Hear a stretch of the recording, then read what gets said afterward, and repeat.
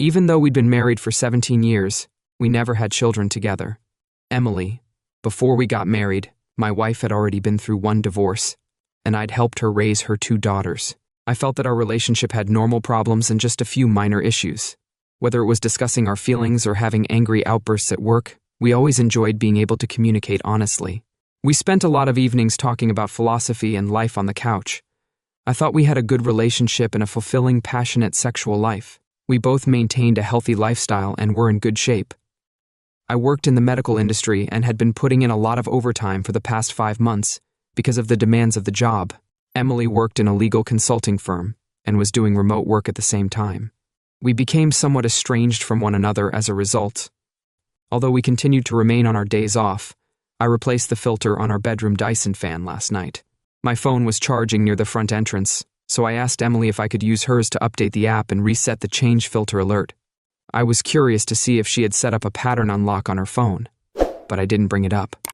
I was looking for the app and saw a notification from Snapchat. I read the note that said, "I'll bring the special toy." My gut told me something was wrong, but my brain didn't process the words. "What was wrong?" Emily asked after I stood there in astonishment for a few minutes, staring at the bedroom fan. In the last quarter, she has to travel out of town for a business trip that lasts 5 days and involves traveling to 2 different states. It had to be something to do with her travel on Monday. I realized that for years I've been a quiet observer on Reddit reading hundreds of stories that began this way, and never once did I think I was the one sitting on my bedroom floor feeling stunned and icy. At last I was able to say, "Oh, I'm just getting information about the router and IP through the app. The fan connects in this way." She used my Chromebook to log into Facebook yesterday. I took a week off work abruptly. My boss is a close friend. I told my friend what I thought I might have found and what I needed to do. She agreed that I needed the extra time. I've been reading Emily's talks all night long. After Emily left for work, I looked up her past Google locations. I can barely look in the mirror because I'm so paranoid. I was really busy at the time, and I didn't realize that the Snapchat notification had caught my attention. I managed to access the messaging system by using her name and phone number to sign in as a Verizon subscriber. There have been 1,000 mails going back to February of last year on the app. There are memes, flirtatious photos, texts, and even a few sexual ones. About 3 months ago, she stopped using the texting app on Verizon, but she continued to text him. They recently moved to Snapchat to have greater privacy. I don't use any social media, so I'm totally disconnected. I recently learned that all you need to check in on Snapchat is an email address and password. You can't use Facebook for this. That's what she did with this Chromebook. 3 nights ago, she was texting and messaging him while she slept in bed next to me and rubbed my back. She works with a younger guy who is married and has 3 small children. Both he and his spouse are on Facebook. I've also seen him. I blasted his hand twice in my 2 meetings with him. I can't stop myself from roaming the house I made just for her for hours on end. I'm almost numb. What little I am able to think about is blazing anger. When I opened Snapchat, I could see everything. I gave my best friend, who has 3 divorces, a call. I won't even get started on his awful choice of partners. He suggested a clever lawyer. I'm going to keep a record of everything they do together. She has videos on her phone. I'm sure there are more than I can see. I wish this was just a bad dream. Emily has told him she loves him and said horrible things about me. Their relationship is only physical and doesn't seem to be going anywhere. Term goals, which both make things considerably worse and almost easier for this brief affair. She's essentially tossing away our lives. She knows I'll never tolerate infidelity when she goes for her meetings. I usually take her to the airport and we have a lengthy, heartfelt farewell. Right now, I can't even consider doing that. Print everything out and try to get any messages from Snapchat.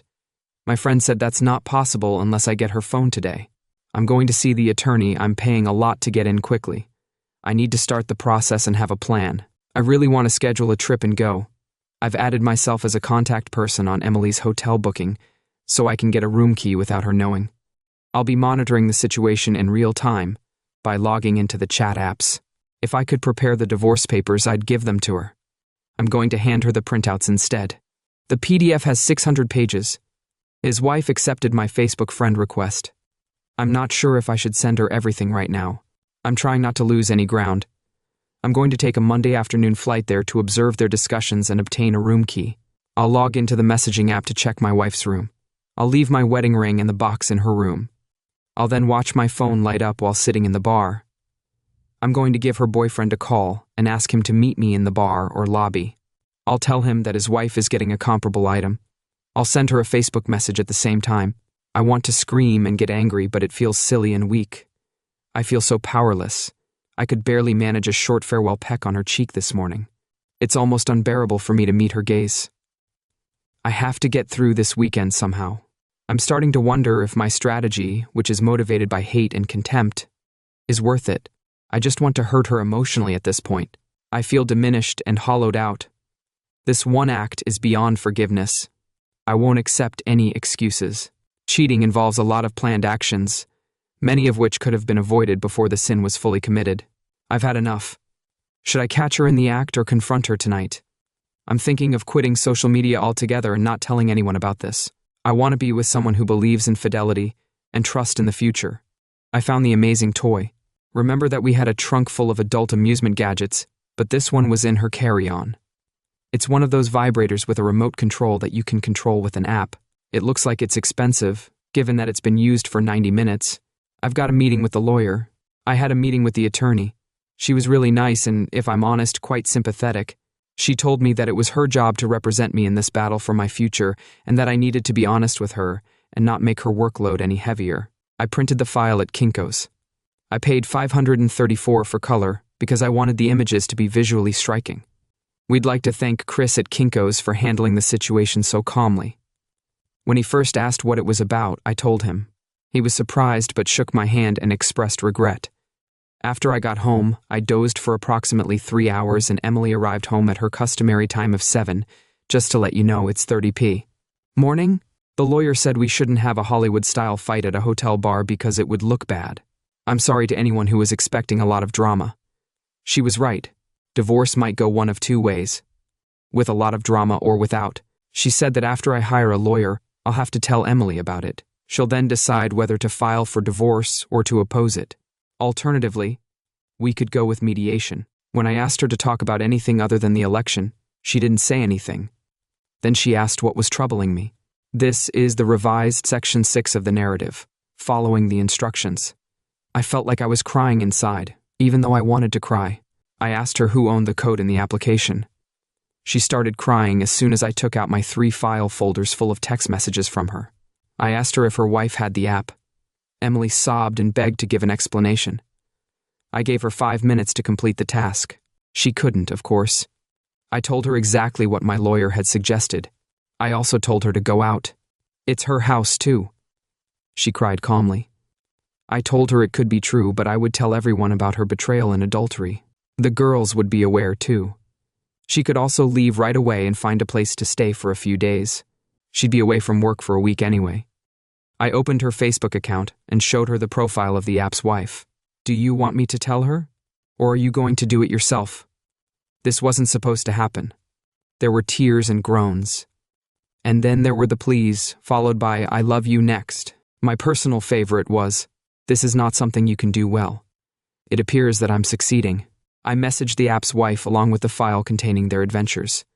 I apologized and gave a brief explanation before I began. She hasn't responded to me. I began leafing through the paper stacks and reading Emily random passages. All I want is for us to be bonded to each other for the entire day. In within me only you, compared to all the other women I've ever been with. You feel so much more intense. I also had to tell her that her word had no value. I'm still thinking about reporting her to HR, and I will undoubtedly let everyone know about her decision to sabotage our marriage. We are grateful to all those who got in touch. I feel so bad that I can't answer to every private message and comment. My appointment for treatment is on Tuesday. I am feeling a strange combination of intense excitement. I'm feeling a bit down right now. I have a part of me that wishes I could die. She is sobbing and groaning, and the house is eerily silent otherwise. After her journey, I advised her not to come back. I'm trying to add as many people as possible to my page by sending friend requests. That's how I'll give the information to everyone. I'm not calling. I've raised the girls since they were 6 and 11. They're now 23 and 28. I'm not sure how to approach this with them or what to tell them. I'll go into more detail about our circumstances now to help you understand why I feel the way I do. My initial message felt like rambling and I disconnected. It was essentially a stream of consciousness. I went to college in Las Vegas in the mid-1990s and graduated. I had a great time and saw a lot of things there. I decided that I would never want to get married during this formative period. In my opinion, marriage is an outdated notion that basically takes away your autonomy. I didn't want to have children following my nursing graduation. I quickly became proficient in cardiovascular intensive care in 2001 and returned to Texas to complete my master's in advanced practice registered nurse practitioner specializing in cardiovascular surgery. While doing this, I decided to go to medical school and changed my plan of study accordingly. That's when I met Emily, my future ex-wife. My wife was petite and plump, and the kids these days would probably say she was a thick, red-headed firecracker.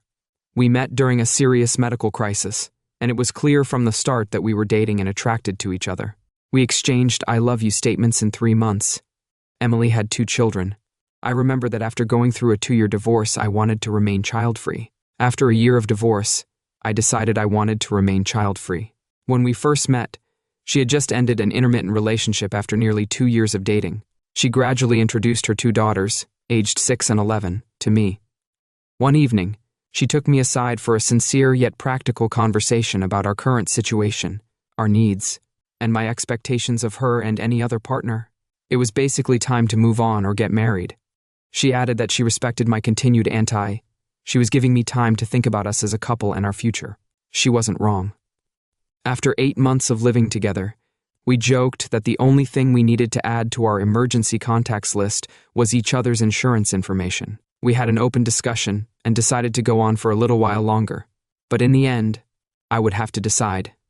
After 2 weeks and about 2 hours away, a medical school sent me an acceptance letter. I felt both excited and sad.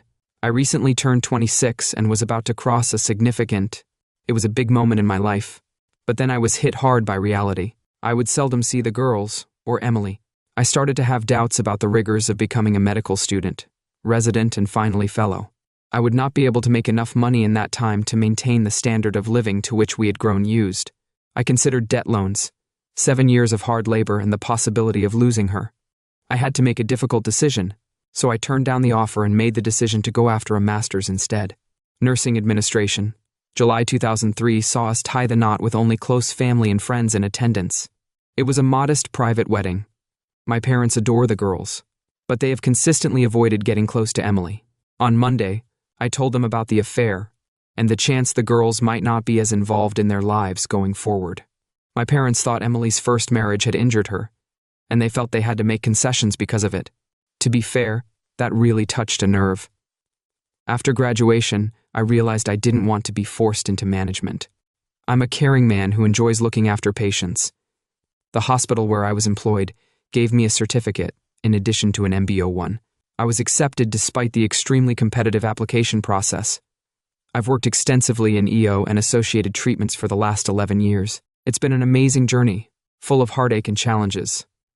Emily, my soon-to-be ex-wife, decided around 5 years ago that her time as an RNN on the hospital floor had come to an end. She wanted a more routine 9-to-5 work environment, free from patients and the typical drama associated with hospitals.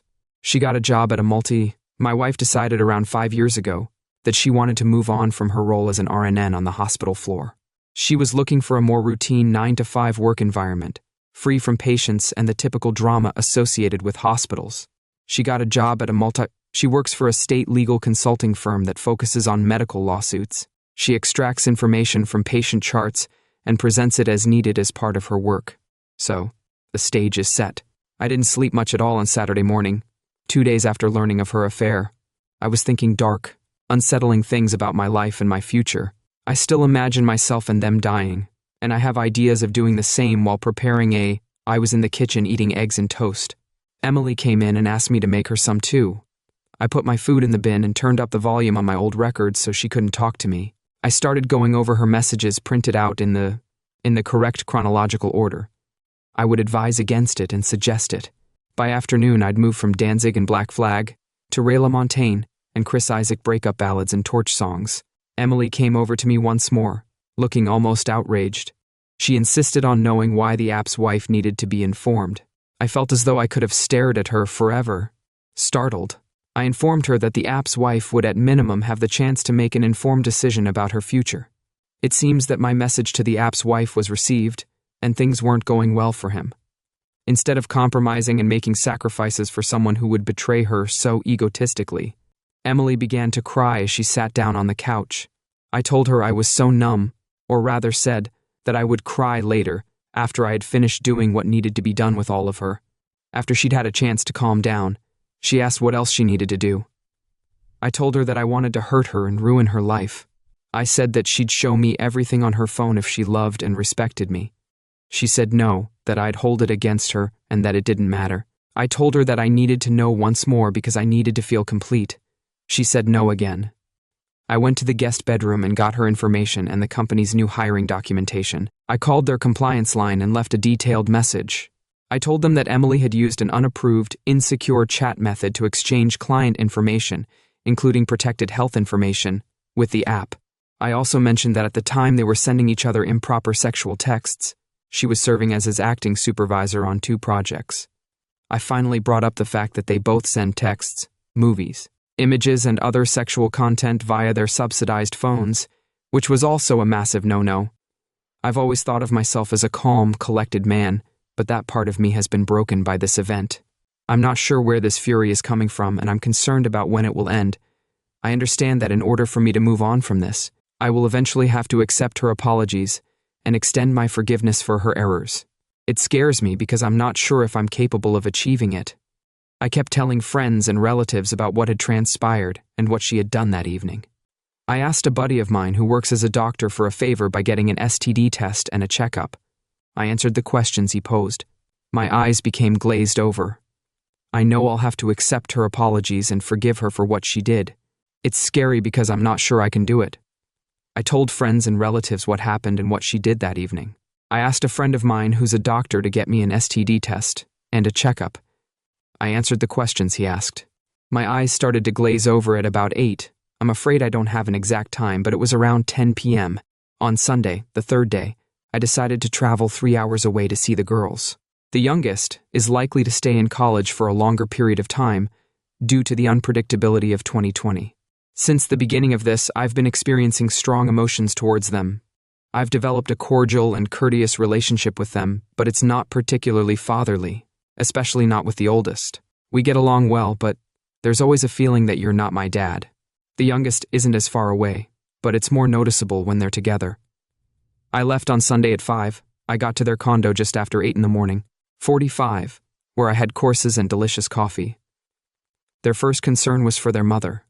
I told them straight up about the issue, and that their mother will most likely be moving out in the next 3 to 6 months. I did this in person, which I think was the best option.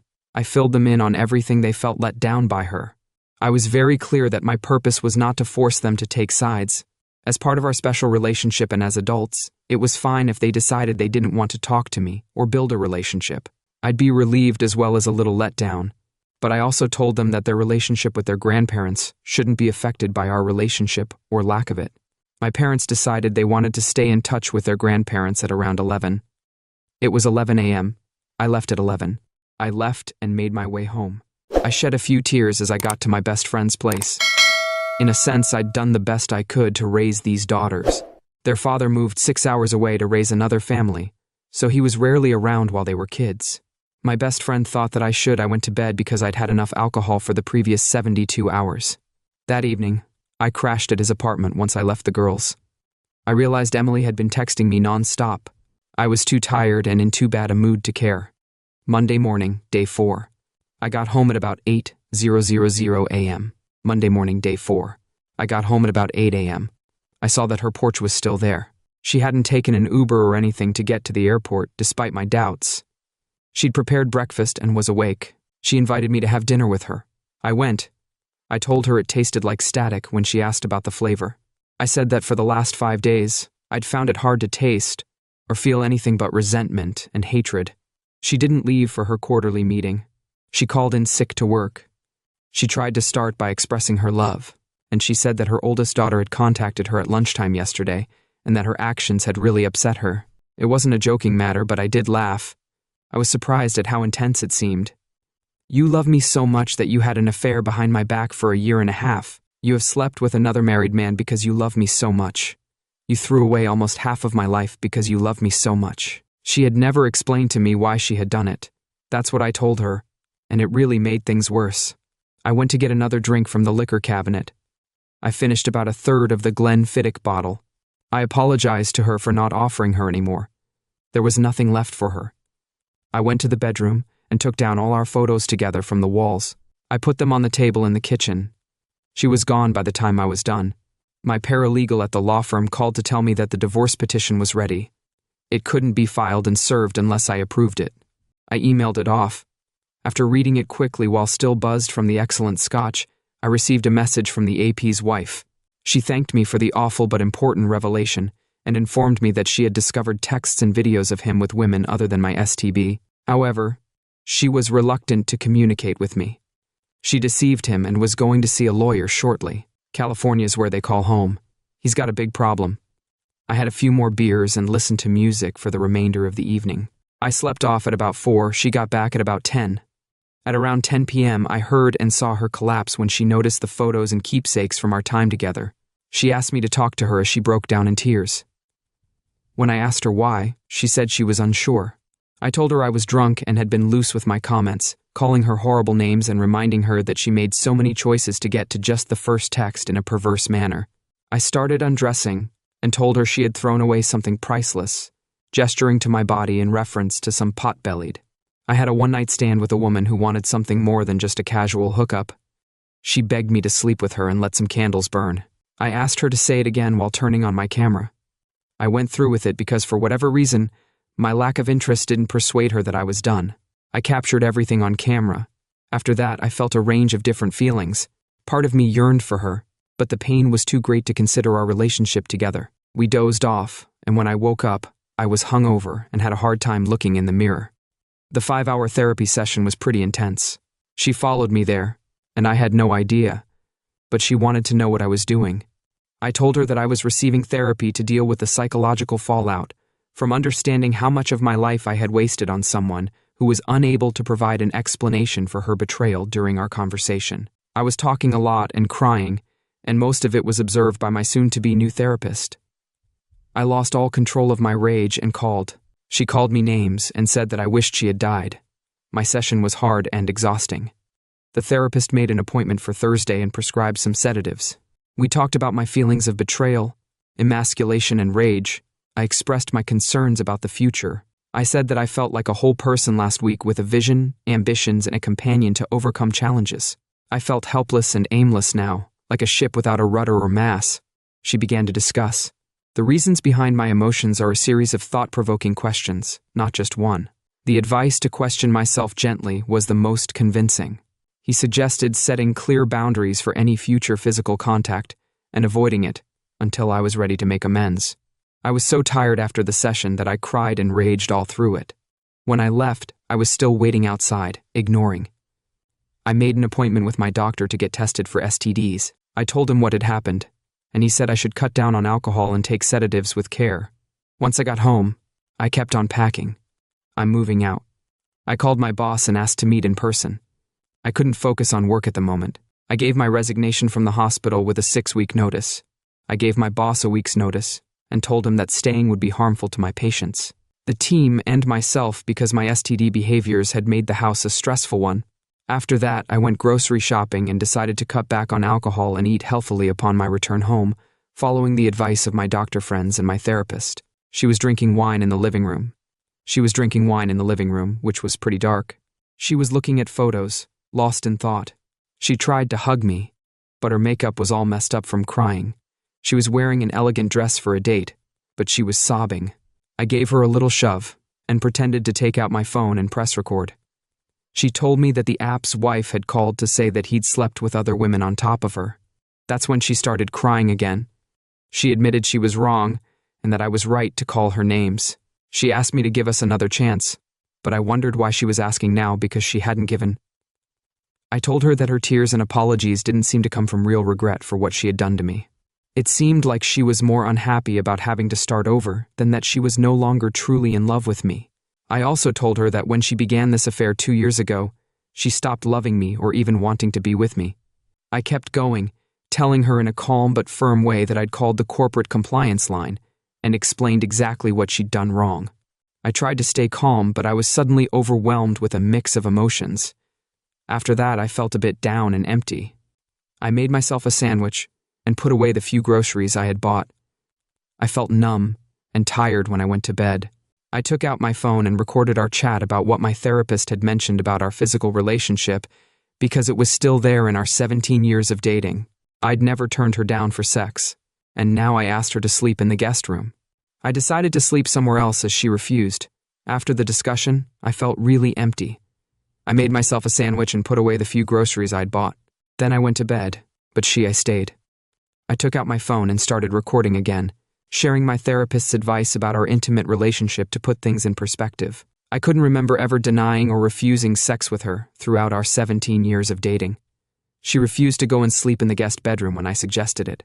I told her that I would leave. If she didn't say it again, she was no longer in love with me or with us. She started this romance 2 years ago. I kept bringing up the corporate compliance line and the particular infractions she had done. I was shaking with the intensity of it all, but I didn't raise my voice or express my fury. It was like all of my feelings came out at once. I was flooded with a rush of emotions, a mix of excitement and a sense of loss. I grabbed a quick lunch and went to bed.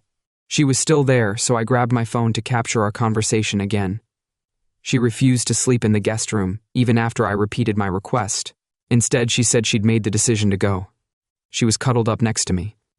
When I woke up and needed to clear my head, I quietly got out of bed and did some simple exercises I've been doing to help me get a job and update my CV.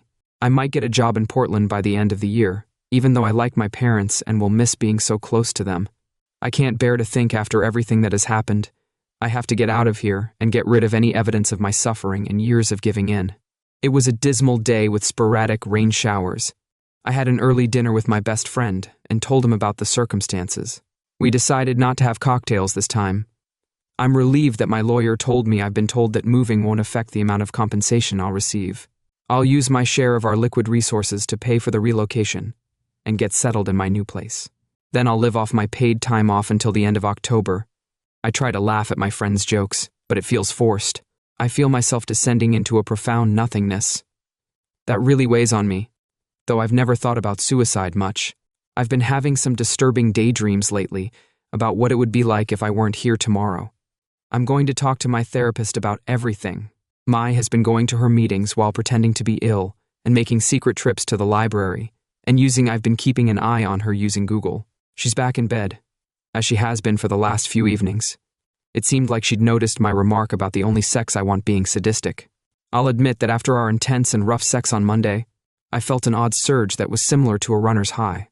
However, the next day quickly turned into I'm struggling with thoughts of resentment and guilt, and wondering if I'll ever be able to move on from what happened or forgive her in the end. I recorded the talk on my phone and set the ground rules for our future interactions. I made it clear that these principles didn't imply reconciliation or a tacit wish to reconcile. I also warned her that this could be an instance of hysterical bonding, which is neither beneficial nor healthy. I told her up front that I wouldn't be sensitive to her wants or feelings. She nodded, looked tearful, and whispered that she deserved it before taking her place. She was spooning me when I woke up with my back to her. I lay there for a long time, feeling her breathing shift and her gaze. I found out why she'd come to see me. She said it involved an HR rep and she was worried it would be a bad experience. I agreed. She asked if there was anything she could do to make things right or bring us back together. I told her that she said she couldn't help me and recommended I look for an open marriage where she wouldn't look for a partner, but I laughed and said no. She couldn't restore the trust that had been broken. I turned my back on her as we carried on talking. Looking at her face made me furious. I asked what I'd done wrong in the marriage. She said it was my only choice. I laughed and said it seemed inconsequential. She said she'd found an adventure and a rush she'd been longing for. She said she was unaware of the damage it would do if it were found until it was too late. It was a combination of relief and excruciating anguish. After confronting her, I made breakfast at my therapist's office. I talked about my work plans and the answers I'd gotten to my job applications. I also discussed STB and sex-related topics. We talked about how to deal with suicidal ideas if I needed to pause and reflect. He encouraged me to do so in a non-judgmental way. The session was short, but when it was over, I felt oddly at peace. Nothing seemed important at the moment. When I arrived at her house, she told me she'd been fired for violating data security procedures and gaining unauthorized access to customer information. I told her it was a shame. She joined me for a meal I'd made after we'd talked. We had a quiet conversation during the meal. She later told me the app had also been terminated. I said, good. She said it had been 5 days since she'd spoken to him. I asked, why not? She said they were both free to travel to their partner and enjoy their time together. She said I was the only one she wanted. She also said that even after getting to know me completely, she still wasn't satisfied.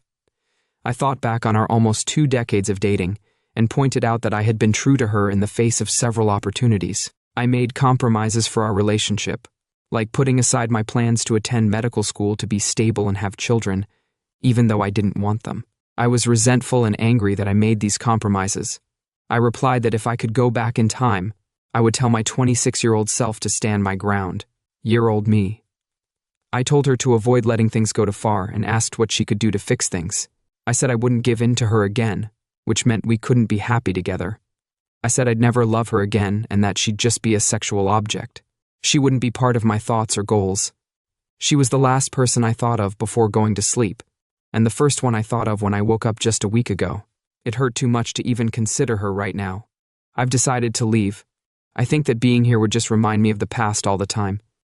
I'm grateful to anyone who shared their experiences with me. I don't know how much they've helped, although this trip has been helpful in many ways. I wish I could just forget about it all because I keep rehashing the same experiences. I still don't know what I really want. I doubt that I'll ever be totally certain about anything with her again. Over the next 4 weeks, I'm going to focus on my bisexuality. I've set up weekly therapy appointments. About 3 days after my last update, I moved out. My mother-in-law has been unrelenting, sending me a ton of texts and leaving messages on my car and apartment door. After I told my lawyer, he advised me to write her a firm cease and desist letter. I'm thinking about it. My therapist has acknowledged my development and expressed confidence in my ability to manage the anger, hopelessness, and depression that originally overtook me. I concur with this evaluation. I had my last sexual encounter with my mother-in-law the night before I moved out. It was clear that it didn't matter to her, and that she was still interested in reconciliation. She said she understood, but I don't believe her because she's been trying to talk to me. In the first week of October, I received the divorce petition. She tried to contact me, and she made a move on me. They were all so severe that they almost bordered on crazy. If she keeps her word, the earliest hearing might take place in January. That would be a quick procedure, but it would be a shame if she decided to fight. Okay, that's okay. About a week after her termination, she was hired by someone else, demonstrating it just goes to show how relationships can have a huge impact. All in all, I'm doing great. I accept the flaws in her, both as a person and as a wife. I've told her that I will never be able to forgive her. I will only ever have to accept what happened and move on. In the last 3 weeks, I've had 2 pleasant surprises. My stepdaughters have made an appearance. I made it clear that they didn't have to, even if their mother had put pressure on them. Nevertheless, my oldest stepdaughter insisted on coming. They told me that they'd discuss the affair and our relationship. My stepdaughter, who was the oldest, spent a lot of time with her mom during her stay. She said she'd always been resentful of me, which was because her initial impressions of me were wrong. There was definitely some overlap with the on-again, off-again guy when I first met my stepdaughter, who was around 4 months into our dating relationship. My stepdaughter had never met her dad, but she'd also been in and out of a relationship with another man before we started dating. After her first husband had cheated on her, she eventually had an affair with the on-again, off-again guy. Once more, man, as payback, even though they had tried to make amends, my stepdaughters thought I was the kind of indecisive person, while their father often criticized their mother for adultery. He never mentioned his own infidelity, though. It seems that my eldest stepdaughter has expressed regret for all the problems she has caused. It was a pretty screwed up weekend, realizing that she was wrong about me. I want to address the claims about the sex sought as I was getting ready to leave, and I told her that adultery and dishonesty have always been a problem for me. I've always been into BDSM, but I didn't find it very interesting. The problem was that even though I took training and went to workshops on being a dom to make her happy, I didn't give her any aftercare. I'm done trying to win her approval. She lost both my respect and that privilege, which practically puts a marriage to an end. The second surprise was I've decided to keep working part-time with a colleague from a different department. These days, it's been quite the experience. Step 2. You heard about the commotion at the hospital and my probable divorce. My wedding ring is currently on a chain that I wear. I made it clear that I wasn't interested in a relationship when she insisted on taking me out for a drink. I told her I wasn't going to stick around for long either way. She just grinned, gave me a firm squeeze, and said she wasn't looking for anything long-term. She just wanted to play around with me. I've been enjoying it when she stays the night a few times a week. She even helped me pack my carry-on. I was picked up at the airport and dropped off at the airport after my interview in Portland. I got the job. I also got a call from a travel agency with other opportunities. I think I'd prefer to take the travel job and live with my folks in between contracts. It's both thrilling and terrifying. My attorney has told me that since we live in a no-fault state, there won't be any spousal support or alimony. But evidence of adultery can affect how assets are divided. It could even tip the scales in my favor up to 7-0-30. It's a given that the house will sell. Based on the realtor's comps, the sale price will be high. Even so, it doesn't make up for the lost 17 years. I'm thinking of going on a 3-month tour around Europe. I've been feeling a little happier recently. While I'm not in the ideal situation right now, I am definitely doing better than I was.